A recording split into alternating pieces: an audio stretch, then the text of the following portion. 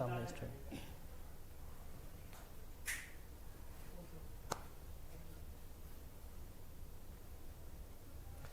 नमस्कार, news nation पर Okinawa presents champions की जंग देख रहे हैं आप। मैं आपके साथ अखिल गुप्ता और मेरे साथ मायूस चेहरा श्रद्धा पांडे का।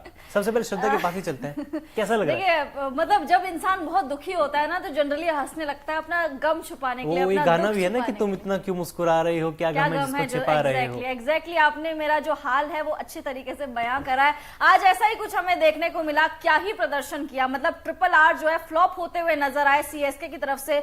ना रहाणे चले, ना ऋतुराज चले, कोई भी ऊपर के जो 3 बल्लेबाज थे वो तीनों के तीनों फ्लॉप साबित हुए। उसके बाद नीचे से थोड़ा सा साख बचाने के लिए खेली थी टीम इंडिया की सीएसके की टीम। डेरिल मिचेल हो गए, डेरिल मिचेल ने अच्छा परफॉर्म किया, लेकिन कहीं ना कहीं आज बल्लेबाजी बहुत ही ज्यादा साधारण नजर आई, क्योंकि ऊपर से जब 3 विकेट आपके पावर प्ले में गिर जाते हैं तो यूजुअली बहुत ज्यादा प्रेशर मिडिल ऑर्डर में आ जाता है। साथ साथ आप चेस भी बहुत बड़ा स्कोर कर रहे हैं। आप 232 का स्कोर जो है चेस कर रहे हैं, जो कि गुजरात का सेकंड हाईएस्ट स्कोर है इस मैदान पे भी और ऑल ओवर भी। तो आई थिंक गुजरात ने तो अपना दमखम लगाया। आखिरी में जब कुछ बचा ही नहीं है उनके पास तो सारा कुछ उन्होंने लगा दिया। बट सीएसके क्या ही बोलूं, मतलब और श्रद्धा 232 आप चेज कर रहे हैं, आपने टॉस जीता है। आपको कहीं ना कहीं पता होगा कि जिस तरीके के विकेट ना सिर्फ नरेंद्र मोदी स्टेडियम में बल्कि इस पूरे आईपीएल में पाटा विकेट देखने को मिल रहे हैं, बड़े बड़े स्कोर बन रहे हैं। आपने फिर भी टॉस जीता। आपके दिमाग में कहीं ना कहीं ये बात होगी कि हमको 200 प्लस का टारगेट चेज करने के लिए मिलेगा। उसके बाद भी आप 232 चेज कर रहे हैं। पावर प्ले में आपके 2 बड़े विकेट गिर जाते हैं, इंक्लूडिंग कैप्टन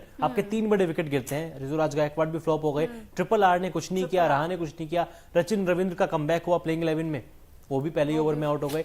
पावर प्ले में इस टीम का 43 रन का स्कोर था।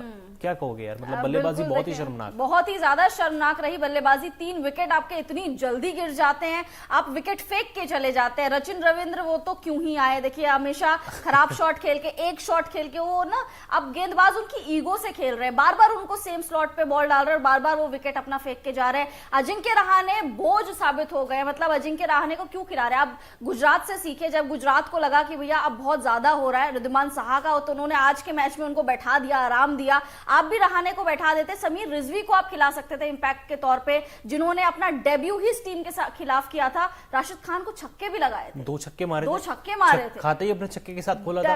और मुझे एक चीज समझ नहीं आती, जब रहाणे का परफॉर्मेंस चल रहा था, अच्छा परफॉर्मेंस कर रहे थे इनिशियल मैचेस में, नंबर 3 पे आ रहे थे, पावर प्ले का बखूबी फायदा उठा रहे थे, स्ट्राइक रेट बड़े कमाल का था। Rachin Ravindra out of form हुए, आपने रहाणे को एज अ ओपनर शिफ्ट किया। ऋतुराज गायकवाड़ खुद नंबर 3 पे आए। आपने एक बल्लेबाज का क्रम चेंज किया। हालांकि पहले ओपन करते थे, ठीक है, लेकिन आपको ये भी देखना पड़ेगा रहाणे 2.0 कैसे मिला था, मिडिल ऑर्डर में बैटिंग करके मिला था। आपने मिडिल ऑर्डर में इस सीजन भी अच्छी बल्लेबाजी की, टॉप ऑर्डर में नंबर 3 पे अच्छा खेल रहे थे। ओपनिंग में गए, पूरी फॉर्म ही खराब हो गई। और आज जब आपको पता था रहाणे का बल्ला नहीं चल रहा है, आप समीर रिजवी को इंपैक्ट प्लेयर में थे, आप उनको शामिल कर सकते थे। ऐसा भी नहीं था कि ओपनिंग का कोई समस्या थी। ऋतुराज ओपन करते हैं रचिन रविंद्र के साथ, वहां पे मिडिल ऑर्डर में जो क्या जरूरत भी थी, शायद समीर रिजवी होते तो मैच का रिजल्ट कुछ और होता। बिल्कुल, क्योंकि गेंदबाजों ने फिर भी अपना जोर लगाया है, लेकिन 232 का जो टारगेट है वो बहुत बड़ा टारगेट नहीं है। अब हमें ना 250 देखने की आदत हो गई, क्योंकि जिस तरीके के पाठा विकेट हमें देखने को मिल रहा है through out the IPL venues, अब लग रहा है कि जो 232 का टारगेट था वो कम टारगेट था यार। 262 जब चेज हो सकते हैं तो ये क्या है?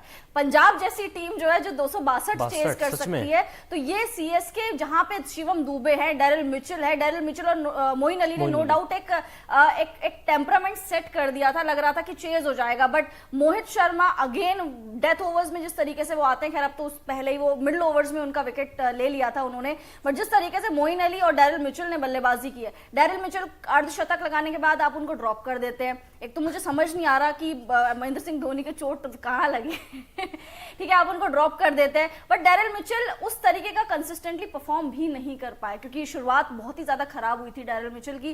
साथ साथ मोइन अली थोड़ा सा टेम्परामेंट उन्होंने भी दिखाया, शुरुआत उनकी भी बहुत ज्यादा खराब हुई थी। बट आज के मैच को अगर देखा जाए, गेंदबाजों ने फिर भी अच्छा, मतलब बहुत अच्छी गेंदबाजी नहीं बट ठीक ठाक गेंदबाजी करी। बैटिंग आपको जिता सकती थी और बैटिंग में आपका डब्बा गुल नजर आया। शिवम दुबे पे आप इतना ज्यादा डिपेंड हो रहे हैं, जब शिवम दुबे चलते हैं तब सीएसके जीतती, अदरवाइज नहीं जीतती। रविंद्र जडेजा ने भी अच्छा एफर्ट दिखाया, अच्छा एफर्ट लगाया, लेकिन वो होता है ना कि आप जब चेज कर रहे हो 232 का टारगेट, आपको टेस्ट वाली टुक बल्लेबाजी नहीं चाहिए होती। नहीं, शायद जडेजा WTC 2025 की तैयारियां कर रहे हैं, क्योंकि वो जानते हैं 2 बार फाइनल खेल चुके हैं, इंडिया फाइनल हार चुका है, इस बार वो जिताकर रहेंगे इंडिया को WTC का खिताब। खैर, एक चीज मुझे समझ नहीं आती श्रद्धा, आप सीएसके की बड़ी फैन है, हमेशा हम देखते हैं जब धोनी कैप्टन हुआ करते थे, जब जडेजा भी कैप्टन थे, सीएसके की एक चीज मुझे बड़ी अच्छी लगती है शुरू से कि वो रोटेशन बड़े कम करते हैं, चेंजेस बहुत कम करते हैं प्लेइंग 11 में, चाहे परफॉर्मेंस कोई प्लेयर कर रहा हो चाहे ना कर रहा हो। लेकिन इस सीजन जैसे आपने भी एक बात कही कि डेरिल मिचेल 50 आ गई लेकिन ड्रॉप हो जाएंगे, मोइन अली जो परफॉर्मेंस कर रहे हैं अगला मैच खेलेंगे नहीं खेलेंगे उनको खुद को नहीं पता, मैनेजमेंट को नहीं पता। ऋतुराज गायकवाड़ की कप्तानी में गलती है, फिर धोनी के साथ वो कम्युनिकेशन नहीं हो पा रहा, क्या समझ नहीं आ रहा? मुझे लग रहा है कि ऋतुराज में भी अपने तरीके से चलाना चाह रहे हो, मे भी धोनी ने उनको फ्री हैंड दे दिया हो, क्योंकि अगले साल या फिर उससे अगले साल टिप्स तो ले रहे होंगे ना, लेकिन टिप्स ले रहे होंगे, बट पता नहीं क्या हो रहा है। आई थिंक अजिंक्य रहाणे को लगातार बैक करना, डेरिल मिचेल को अर्धशतक के बाद ड्रॉप कर देना, ये कहाँ का न्याय है? सॉरी मतलब ये क्या ही कर रही है टीम? ये सीएसके इस तरीके से नहीं चलती थी। सीएसके अपने प्लेयर्स को बैक करना जानती है, लेकिन उन प्लेयर्स को नहीं जो बोझ बन गए हो।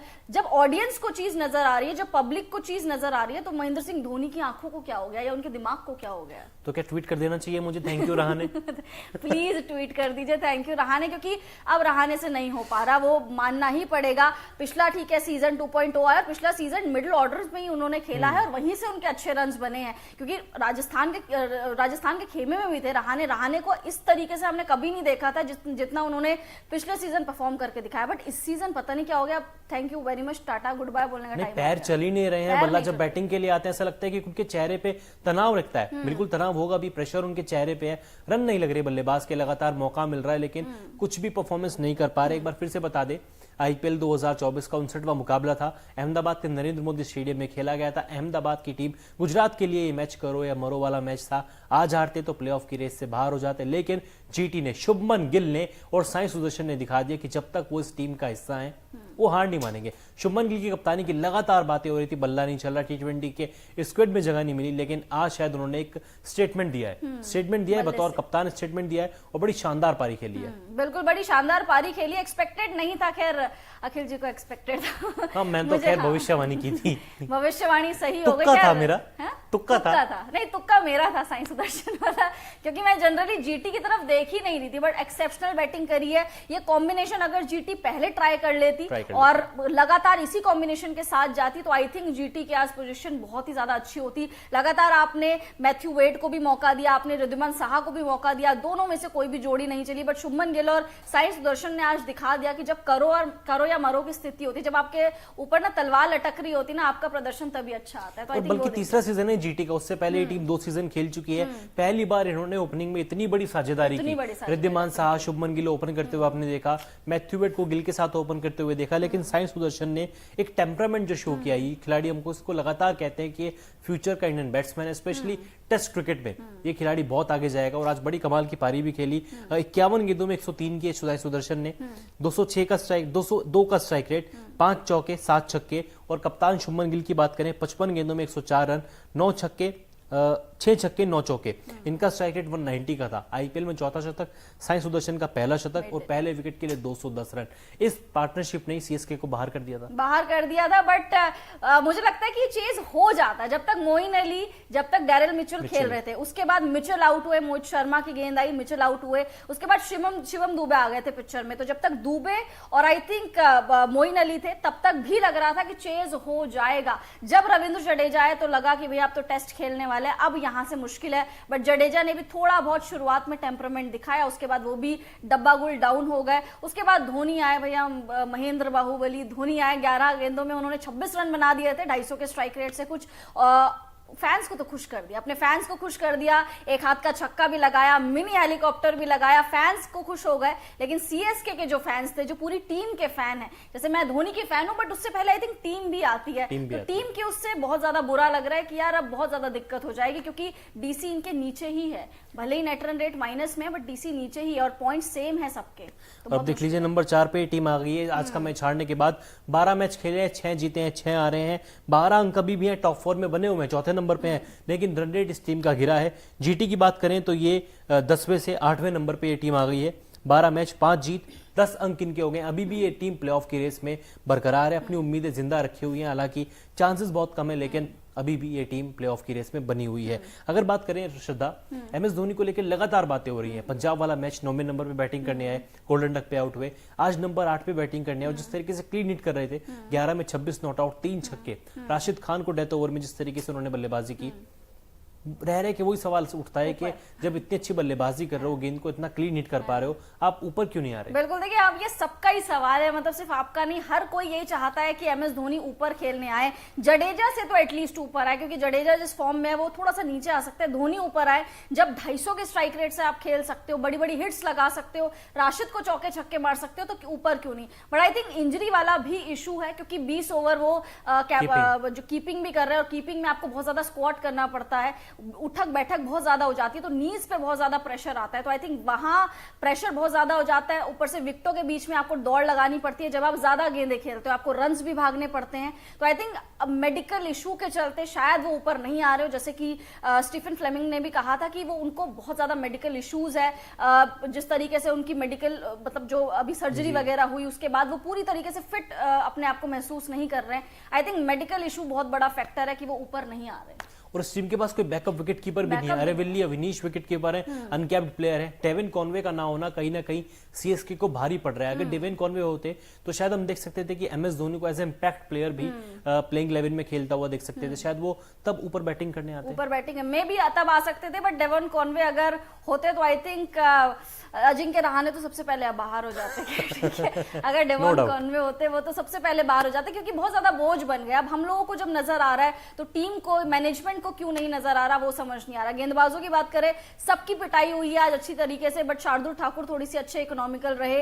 तुषार देशपांडे ने भी ठीक ठाक गेंदबाजी करी है। बाकी सब 10 की इकोनॉमी से ऊपर सबने रन्स लुटाए हैं, बहुत खर्चीले साबित हुए। फिर से मैं यही कहूंगी कि 232 का जो टारगेट था वो उतना ज्यादा बड़ा नहीं था, चेजेबल टारगेट था। अगर वहां पे आपकी जो 3 ट्रिपल आर है, अगर वो ढंग से खेल लेते, अपना विकेट फेंक के नहीं जाते, थोड़ा सा डेरिल मिचेल और मोइन अली उन्होंने अपना पूरा एफर्ट लगाया है, धोनी थोड़ा सा ऊपर आ जाते, रविंद्र जडेजा थोड़ी बड़ी हिट्स और लगा लेते, तो मे भी कुछ रिजल्ट मतलब बिल्कुल मे भी ये रिजल्ट मिलता। लेकिन गुजरात टाइटंस ने 35 रनों से सीएसके को हरा दिया है। अब हमारे अगले सेगमेंट की ओर चलते हैं। जैसे ओकिनावा की स्कूटी कोस्ट इफेक्टिव अच्छा माइलेज देती है, वैसे ही देखते हैं कि आज के मैच का ओकिनावा इफेक्टिव प्लेयर कौन था, क्योंकि जिस तरीके की बल्लेबाजी जीटी ने की वो देखते ही बनती थी। जल्द आपकी स्क्रीन पे होगा Okinawa effective player of the match. देखते हैं हमारी टीम ने किसको चुना है। शुभमन गिल, जीटी के कैप्टन, देख लीजिए 55 गेंदे, 104 रन, आईपीएल हिस्ट्री का चौथा शतक, तीसरा नरेंद्र मोदी स्टेडियम में, 190 का ऑलमोस्ट स्ट्राइक रेट, 6 छक्के अपनी पारी में लगाए, 9 चौके।